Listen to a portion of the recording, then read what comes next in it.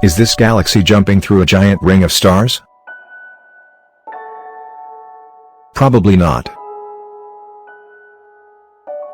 Although the precise dynamics behind the featured image is yet unclear, what is clear is that the pictured galaxy, NGC 7714, has been stretched and distorted by a recent collision with a neighboring galaxy. This smaller neighbor, NGC 7715, situated off to the left of the frame, is thought to have charged right through NGC 7714.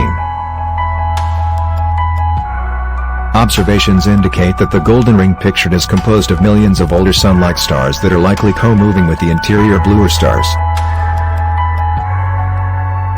In contrast, the bright center of NGC 7714 appears to be undergoing a burst of new star formation.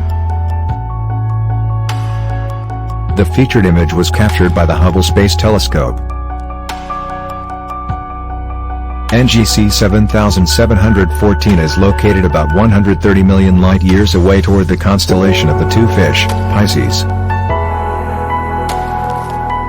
The interactions between these galaxies likely started about 150 million years ago and should continue for several hundred million years more, after which a single central galaxy may result.